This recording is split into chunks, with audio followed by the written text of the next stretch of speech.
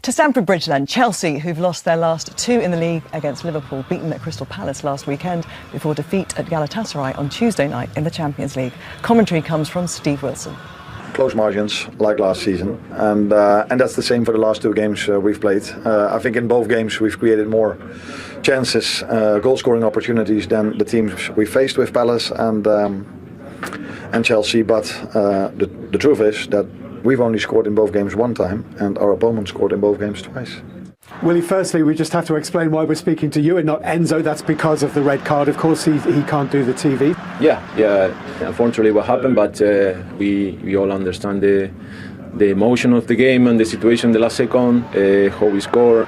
And so lovely to see a teenage boy, a young Brazilian kid, just so delighted with that winning goal. I mean, a massive moment for Estêvão. Not just for him, it's for the whole squad. We got a very young squad that have to learn through games, and for Estêvão this moment will be unforgettable. For us also, it's a really good moment. Well, both these teams came into this one really needing a win. So how did Chelsea manage to exploit Liverpool down the flanks, Wayne? I think Liverpool, it's a clear problem we've got in the right back area. And I think if you look, Bradley's come off twice in the last two league games at half time.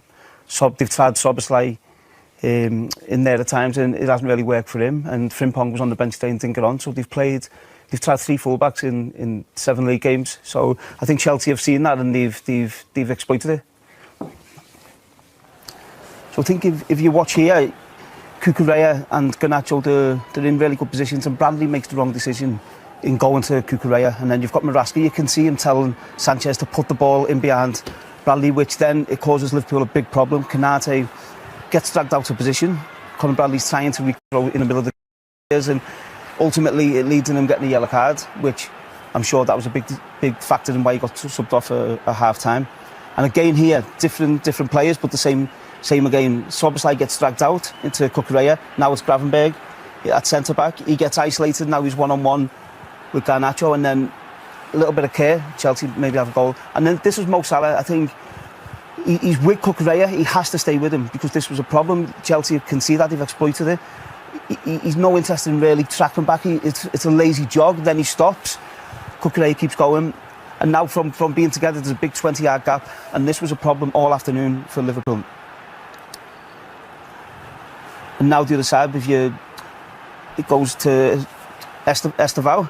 Salah again is in a position where he needs to get back and he needs to connect with his midfield players, but he doesn't. And Chelsea have got big overloads. Estêvão sees that. Enzo makes a run in off the back of Szoboszlai now, where Mo Salah, I think he's not even close enough to shout to tell Szoboszlai. And then the winning goal, again Cucurella making forward runs. Salah's no interest in getting back. Van Dijk is with his man. Robertson's got his hands on his knees. I don't know if he's got a knock or he's tired. Estêvão's in a good position at the back. Van Dijk leaves his man, tries to play offside, and Robertson is unaware of what's behind him, and Estêvão gets the winning goal. So I think it was a big problem for Liverpool, not just tonight, but... You mentioned Salah there. I know you can basically get away with what you want when you're scoring 25 or 30 goals, but Salah has no interest in tracking back anyway. So what's the difference from him last season to this season, that they're not getting away with it this season? I think last season they were consistent in the team, they were consistent in the midfield. They had the three in midfield, and they were very difficult to play against, and that helped. That midfield shuffled across and helped Salah out a lot, where this season they've played the two in midfield. They've had Wert in front of that, and today was the first time they've gone back to a three, so maybe it was a bit unfamiliar for the midfield this season, and it's took them a bit more time than they thought to fix that. It was a really good game, and it got better and better as the game went on, and Chelsea were very impressive. Moises Caicedo particularly so. It was a gigantic midfield performance, it really was. It had absolutely everything. It had a bit of Frank Lampard, it had a bit of N'Golo Kante. It was just absolutely sensational. He covered every bit of grass that he could, and of course the goal topped it off. I mean, there's no goalkeeper in the world that's going to save this. But the way he makes and creates space for himself, they did this most of the afternoon. Has actually made it difficult for Liverpool's midfield to get near him. But that touch to get away from McAllister. And then the technique there, as I said, there's no one stopping that. The power behind that's incredible, and the direction of it is perfect. I said it just had everything, this performance from him.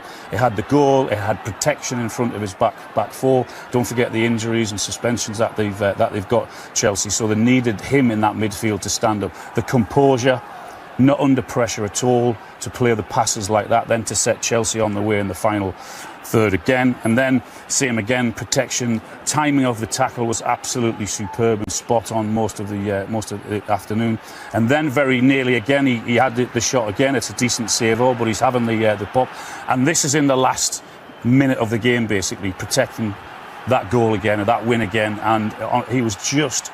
It had everything. The midfield performance had everything from him, and that's not just today. That's all season, by the way, in midfielders. So it was almost near on perfect performance from a midfielder. Maresca got 2 yellows, got sent off eventually for celebrating his second yellow, but you can't blame him, can you? A week ago, he was allegedly under a lot of pressure and might have lost his job had he not had a win in the Champions League midweek. I know the laws and the rules, but come on, you've just scored a brilliant late goal. Your team has been superb for you under huge pressure, and he gets a yellow card for showing that emotion. I don't get it.